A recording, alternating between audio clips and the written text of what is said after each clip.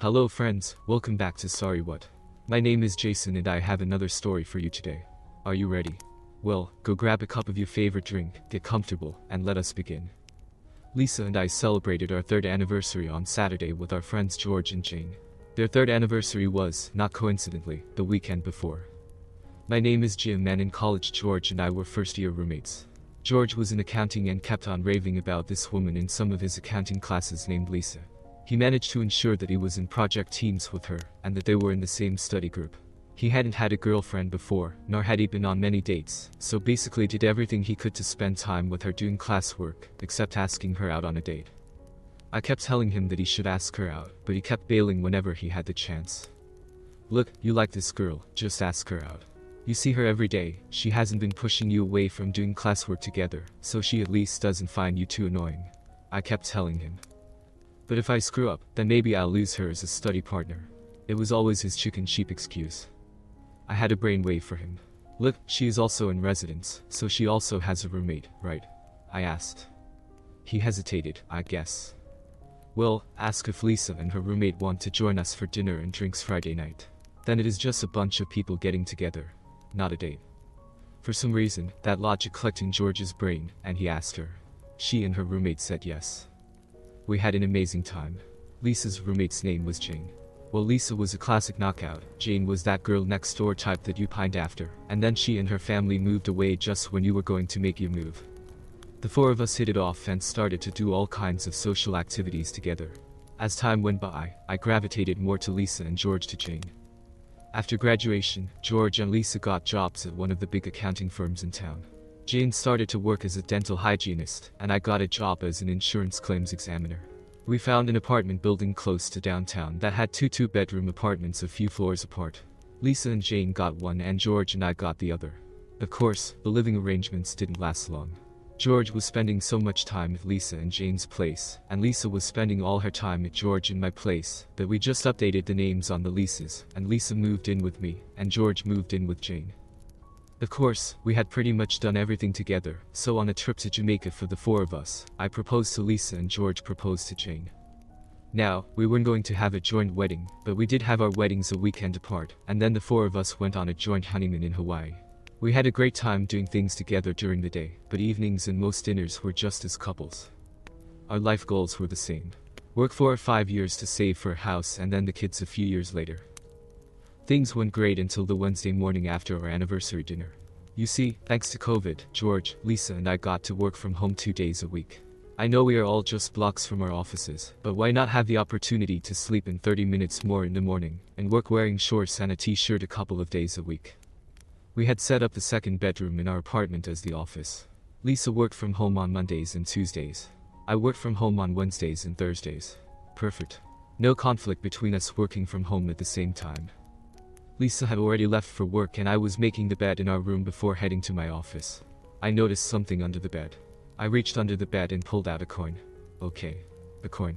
There was nothing special about that, except we cleaned the bedroom on Sunday, and I knew it wasn't there Sunday night. I looked at the coin and I recognized it. You see, when George was a boy, his grandfather always gave his grandchildren a silver dollar whenever they visited. George's grandfather passed away while George was in high school, and I knew that George always carried that last silver dollar with him wherever he went. I saw it enough while we were in college that I knew the year and every mark that had been made to that coin. This was George's coin. I sat on the bed and just stared at it. How could George's coin end up under my bed? George and Lisa worked together. Lisa worked from home on Mondays and Tuesdays. George worked from home on Tuesdays and Thursdays. George must have been in Lisa and my bedroom on Tuesday. They lived 2 floors down. I got a bad feeling. Now, I know George and Lisa usually eat lunch together when they are at the office. They typically go out and buy lunch on Wednesdays. So, maybe he just came up for lunch yesterday, and for some innocent reason was in our bedroom, and the coin fell out of his pocket and under the bed. This may be nothing, but I needed to know for sure. I went to the office bedroom. I had a meeting first thing, so I tried to push these doubts aside. I hid the coin so Lisa wouldn't find it. I thought it better to keep a hold of it for sure, and then if this is nothing, then I'll just miraculously find it and give it to George. My first call was with my manager Samantha. Samantha was a hoot. She was about 10 years older than me. She was married to an auto mechanic with 3 young daughters. I doubt that Samantha is 5 feet tall, and her husband is 6'6". They make an interesting couple. The 3 daughters are all daddy's girls. I get on the call with her. She also works from home on Wednesdays and Thursdays. Our company has a policy that all calls must have the camera turned on. The call starts. Samantha takes one look at me and gets a concerned look on her face. "What's wrong?" she asked. I pause.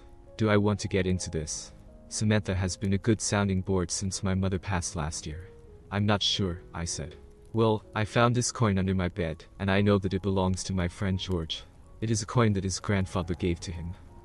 She looked at me over the call. And you were wondering what George was doing in your bedroom? Exactly, I solemnly said. George lives in an apartment 2 floors down with his wife, and Lisa and George both work from home on Tuesdays.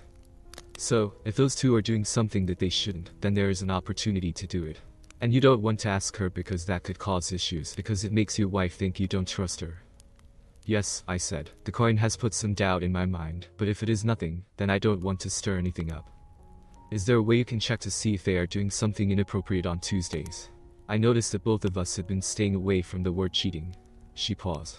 You know, my husband had an issue with a worker stealing car parts. Although he had security cameras, the parts were disappearing out of a corner of the shop not covered by the cameras. He bought a battery-powered camera that was easy to hide. Do you want me to see if he still has it? For the first time, I smiled. A potential solution to the doubts in my mind. That would be great. It would give me peace of mind. If not, there's an electronics store around the corner from the office. I could pick one up when we are in the office on Friday. She smiled back. I'll ask him, and then if it is available, bring it in on Friday. Samantha, thanks. I'm sure that this will just show you that there is nothing to worry about. Now that I had a plan, we got onto the job. I tried to push the coin out of my mind that night, and tried to be as normal as possible around Lisa.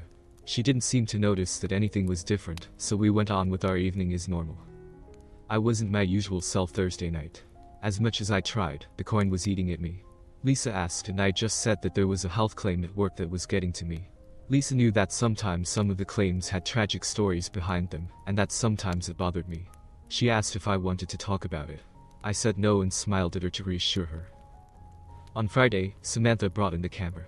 It was small, so easy to hide. She showed me how it worked. I had to visit my father on Saturday. This gave me an excuse to not be around Lisa for the day. He needed some help cleaning up that attic and moving some things around the house, so I would be gone all day. I also remembered that Jane sometimes works Saturdays at the dental clinic, so if anything untoward was going on, Saturday would be another opportunity for them. While Lisa was going to the bathroom Friday night, I managed to set up the camera in our bedroom. Lisa had kept an artificial Hawaiian leaf from our honeymoon hanging on the wall, and I was able to hide the camera behind it. Because I had to get up early on Saturday, I was able to avoid our usual Friday night of passion. My father lived in the next town. We were saving money, and since everything was pretty much within walking distance, we didn't have a car, so I was up bright and early to take the bus to my father's town. My father picked me up at the bus station, and we had a busy day going through things. He knew that eventually, he would need to downsize, so wanted to go through things that had been put away for years. Better that we go through it thoughtfully versus tossing it out because you don't have time, he always said. We identified many things for donation and took a load to the dump. There was still more to do, but we were going to slowly chip away at it over the next few months. He was happy with the progress. On the bus ride home, I started to get anxious again. I was worried that I might find something on the South Dakota card on that camera. I got home late. Lisa had been waiting for me, and we ordered a pizza for dinner. I took a shower while we waited for the pizza delivery. I needed to get some of the dust off of me. I nervously scanned the bedroom, but couldn't detect that anything inappropriate had occurred while I was gone. I feigned sore muscles that night and went to bed early. I was dreading Sunday night when we were going to George and Jane's for dinner. Sunday nights were our usual get-together for dinner night. We took turns hosting. I was relieved when Lisa said that she was going grocery shopping with Jane on Sunday morning. That gave me some time alone to check the camera. I stuck the South Dakota card into my computer and copied over the video files. It took a video anytime there was movement. It captured us going to bed Friday night, and then me getting up Saturday morning to go to my dad's. Jane usually starts working at 9 on Saturdays. Then the moment I was dreading happened. According to the timestamp, shortly before 9, Lisa got out of bed. There's no audio, so I don't know why she got up. Then George walked into the camera view with her. They kissed, then removed their clothes and got into bed. I'm not going to give you a blow by blow of what occurred, and this isn't one of those stories where she did things for him that she didn't do for me, but I was stunned that my best friend and my wife were ducking in my bed. I guess that they had lunch there as the timestamps showed no action around lunchtime, and then they were back in my bedroom ducking and lying naked together in the afternoon. Then I saw them go to the bathroom. The next time they were in view, they were wearing towels, so I guess they showered together. The video then showed them stripping the bed. George must have left because the next timestamp showed Lisa a few hours later, making the bed again with the same sheets. She must have washed them. I have had the odd migraine in my life, and this was the time to fake one. I wasn't going to go to dinner with those two cheaters. I quickly backed up the incriminating video to the cloud and my personal drive at work. I wanted to ensure I had copies of these while I figured out what to do. I then placed the South Dakota card back into the camera and changed the batteries. I still wanted to see what was happening on Tuesdays. I also printed some screenshots and put them in amongst the papers in my work laptop bag. I knew Lisa would be back soon. The migraine medication that the doctor had prescribed for my migraines came in blister packs, so I opened up 2 pills, flushed them down the toilet, and then left the blister pack on my bedside table with a mostly empty glass of water. When Lisa arrived, I was already in bed with the blindfold I used when I had migraines to keep all possible light out. She saw the blindfold and quietly asked if I had another migraine. I said yes, but there was nothing she could do, so I told her to go to dinner at George and Jane's. She kissed my forehead. She told me that she was sorry and to call her if there was anything I needed. She left to help Jane make dinner. She knew from past experience when I had these that I would be out of action until the next day at the earliest. Even without the migraine, I didn't feel like moving. My mind was swimming with the images from those videos. I remembered there was a divorce lawyer in my office building. He was one of those slimeball lawyers. He was handing out cards one morning by the elevators because most marriages end in a divorce. We had no kids and only had the savings that we were putting away for the house. Really a 50-50 split. So, the divorce part was easy. What I wanted, though, was to make sure that if my relationship with Lisa was over, then George's relationship with her was over as well. Eventually, I would also need to talk to Jane. She deserved to know. An idea formed in my mind. I needed to talk to Samantha. I managed to fall asleep before Lisa came home. In the morning, I assured Lisa that my migraine was gone, and I was okay to go to work. I gave her the usual kiss goodbye and wished her a good day at work. When I got to work, Samantha asked me to go to her office. She closed the door. Well, I crumbled into a chair and started to cry. She knew the answer to the question. What are you going to do? Divorce is the only way forward. I can't trust her. She gave me a hug. I'm so sorry. There is a divorce lawyer in the building. We don't have assets other than the bank accounts and no kids, so it should be simple. I do want to ask you for a favor. What do you need? She asked. Well, first I am going to need some hours today and tomorrow to talk to the lawyer, but I am hoping there is something that you can help with. I want to ensure that if I am no longer in a relationship with Lisa, that George isn't either. I said. The hours aren't an issue. Take what you need, but what do you need from me? She asked. You are still involved with that little theater, aren't you? She nodded. Well, I was hoping that one of the actresses could help me out. And then I told her my plan. She smiled after she heard my plan. I can do you one better. I will do it. I'll come to work on Wednesday and do it. Lisa has only briefly seen me a couple of times, and in the play I am currently doing, I am wearing a blonde wig. Samantha is a brunette. You just bring the coin tomorrow and we will be all set. I left the office and went to the main floor to look up the lawyer in the building directory. I went to the lawyer's office. It was one of those stereotypical crummy lawyer's offices with boxes of files all over the place. I spoke to the secretary, and he had an appointment slot available that afternoon. I went back to work until the appointment time. The lawyer welcomed me into his office, which was actually quite nice as compared to the rest of the place. So, if you are here to see me, I assume you are having some marriage issues, he said. Yes, my wife is cheating, I said. And do you have any proof? He asked. Yes. And I pulled out some of the screenshots. Wow. Do you know who he is? My best friend. Sheep. He exclaimed. That's worse. Sorry, but it is usually easier when it is someone you don't know because in that situation you are only losing the wife. What are you looking for in the divorce? Cheating doesn't affect settlements when it comes to the judge. I just want a 50-50 split of assets. We rent and have no kids. We just have our furniture, saving for a house in the bank, and our retirement funds. I don't care about the furniture. And I just want 50-50 of the money and to keep my retirement fund. She can keep hers, I said. Okay. He picked up his phone and dialed a number. I heard the secretary pick up the phone. Jill, can you bring in a 50-50 cheater form? A few minutes later, Jill came in with a stack of paper. My apologies, but from a legal standpoint, your situation is fairly simple. Read through the papers. This covers a divorce agreement for your situation. Normally I start with this form and then add any additional items to be covered, but you should be covered by this. Read through it and ask me for any adjustments. When would you like her to be served? Thursday at her work, I said. Okay. Go with Jill and pay her my fee. Then we can get the process moving. I just need to finalize the agreement by the end of the day Tuesday to be able to serve her on Thursday. Understood. I'll review this afternoon and get back to you in the morning, I told him. I went back to my office. Samantha wanted to see the divorce paperwork and we reviewed it together. The only change I asked for was that her wedding rings be returned to me. They were my grandmother's. I tried to be normal with Lisa that night and on Tuesday. Fortunately, she was stressed at work, so wasn't interested in sex. She was going to get lots on Tuesday likely, unfortunately from George. I visited the bank on Tuesday and set up a separate account for myself.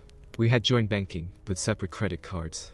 The paperwork was all sorted with the lawyer on Tuesday, and he was ready to serve her on Thursday. Samantha was ready for her Wednesday performance. Wednesday morning after Lisa had left, I checked the camera and sure enough, they had a new hour cookie. She again changed the sheets, and I guess washed them while she worked in the afternoon. I took the camera down since I had all the evidence that I needed. Wednesday at lunch Samantha sent me a text message, "It is done. I will call you when I get back to the office," with a smiley face. 20 minutes later, I got a call. "How did it go?" I asked. "Probably my best performance. I even got an audio recording on my phone. I started it before I went into the restaurant and had it in my pocket. Here I will play it." You could hear the conversations of other people in the restaurant and the clicks of Samantha's heels on the floor. Then you could hear Samantha's voice. "George, here you are. I have been looking all over for you." Now Samantha had told me that she had been in a play a few years ago, where her character was one of those chatterboxes who would talk and not let you get a word in.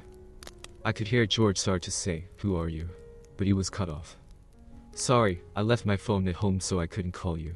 I'm sorry, but Thursday is off this week. I have a meeting at our usual time. Say, you must be Lisa. George has told me all about you. You are his Tuesday girl. Aren't these open marriages great?" Then her voice got low. "I do have to tell you that one of my partners has come down with gonorrhea, so check with your doctor just in case. No biggie. Just some pills and it goes away." Then she raises her voice again. "Anyhow, I have to go. Oh George, before I forget. You left your lucky coin at my place. Here it is." Samantha then stopped replaying the recording. I laughed. "You were perfect. What happened next?" Samantha was laughing as well. I walked out of the restaurant, so I don't know what was said in the restaurant. I removed my blonde wig and kind of stood in the shadows, but Lisa came storming out of the restaurant moments later. George followed her. She was yelling at him that he was a bastard, and she never wanted to see him again. He was pleading that he didn't know who that woman was. The same kind of crap that you hear cheaters say when they get caught. "Wow. Absolutely perfect," I said. Samantha asked, "What are you going to do now?" "Well, since you so kindly gave me Thursday off, I have booked a hotel room for Thursday. I just don't want to deal with Lisa at home. She is getting served in the late afternoon, so that gives me the day to pack up all my clothes and anything else that is important to me. The hotel is close, so I can carry it all over there, and hopefully we'll be out of the apartment before Lisa gets home. I am then also going to transfer half of our savings over to my separate account. Then I am going to take one of the pictures of the two of them with me and go to Jane's dental office and try and grab her as she leaves. Ask her to grab a coffee with me and then have a sad talk with her," I said sadly. "I'm not looking forward to that part, but she needs to know." "What about tonight with Lisa?" Samantha inquired. "Well, I'm sure she will be a mess, but what is she going to tell me that she broke up with her cheating boyfriend? My guess is that she will say it has been a bad day and avoid me." That evening, I tried to be as normal as possible. I was making dinner when Lisa came home. I wasn't sure what to expect, but she was all over me with affection. I thought that she would be a mess based on what happened with George and Samantha, but I guess in the afternoon, she must have decided that she needed to make sure that our relationship was solid. I asked, "What happened to you today?" "Well, it has been over a week since we made love, and I thought that we could make up for it tonight." Then she laid a passionate kiss on my lips. I thought about it for a minute. If she happened to pick up an STD from George, well, I would already have gotten it, and since Lisa was on the pill, she shouldn't get pregnant, so why not? I remember reading a story about a guy who had sex with his wife after finding out that she was cheating, and that to him, it was just about using her like a cheap kitty for hire. That's what I did. We ducked. We ducked a lot. I got off multiple times. She evidently got off. Deed done. Lisa got up Thursday morning to go to work. She woke me up with a blue job. She had never done that before. I added getting an STD check just in case to my list for the week. She gave me a nice kiss and a hug before she left. I knew her day was going to go to shit. I started packing. I had an early check-in scheduled for the hotel, so started taking things over. I had the hotel booked through the weekend. I had some of the things separated so my dad could drive over and pick them up, since I wouldn't need them in the short term. All in all, my stuff fit in 2 suitcases and 5 boxes. Everything was moved over to the hotel before Lisa was served, so I was right on schedule. I got a text from my lawyer that Lisa was served. I left my phone on because I was curious as to how desperate she was going to be to reach me. First, there were 5 phone calls in a row, each with a message pleading with me that she hadn't cheated. Then there were the text messages. The only response I gave was texting her 5 pictures taken from the videos of her with George. No text, just the pictures. All messages stopped. When the lawyer texted me that Lisa had been served, I headed the 3 blocks to the dental clinic. I wanted to get to Jane since I was sure that she would rush to be with Lisa, as I was sure that Lisa would call her, and that Lisa wouldn't have told her what she and George had been doing. I got there just in time. Jane was leaving the building. "Jane," I yelled. "You bastard. Leave me alone." She yelled back. Yep, Lisa had gotten to her. "Before you go to Lisa, we just need to talk. Give me 5 minutes. I pleaded with her. She screamed at me, "What the duck would you need to say to me that I would care anything about?" I stated. She was cheating. Bewildered, she said, "What?" I tried to keep my voice neutral. This was going to hurt her. She cheated. I paused with George. I saw her start to crumble. "Are you sure?" I nodded yes. "Here, let's grab a coffee and I will tell you what I know." We sat down in the coffee shop, and I went over what I discovered and the video that I had. I skipped over the Samantha piece for the moment. I showed her the pictures I had with me. She didn't want to see the video. She started to cry, and I held her. The fallout was huge. Lisa wanted to get away from George, so didn't contest the divorce. She immediately requested a transfer to a different city, so she wasn't in the same office with George anymore. She moved out of town by the end of the following week. I was then able to move back into the apartment. Jane kicked George out of her apartment, and he tried to fight the divorce. He showed up drunk several times at their apartment, banging on the door, begging to see Jane. Jane didn't feel safe, and once I moved back to my apartment, she moved in with me. I slept on my sofa bed so she could sleep in my bedroom. George eventually gave up and gave her the divorce. Lisa had filed a harassment grievance against George with their company's HR department. With the additional rumors about George's women after that public scene at the restaurant, George decided to move out of town as well and start over. He found another company that would hire him. I didn't really care about the reason why they cheated. The excuses didn't matter to me. Jane, however, in one of the meetings with George did ask. It started a year earlier. Since George was initially interested in Lisa back in college, they decided that they should see what they might have missed. Since they worked together, there was no need for secret phones or text messages. They saw each other at work, and on Tuesdays, they just used work messaging to say if it was all clear for George to come up. Jane is a neat freak, so they figured she might notice something if they cheated at his place. They had planned to keep it going until we had savings for the houses and were ready to start families. But, of course, you can't trust cheaters on their word. 3 years later, Jane and I were unpacking. We both got 50% of the house savings in the divorces, and with the additional savings that we accumulated over the last 3 years, we had enough for the house and the baby in Jane's belly.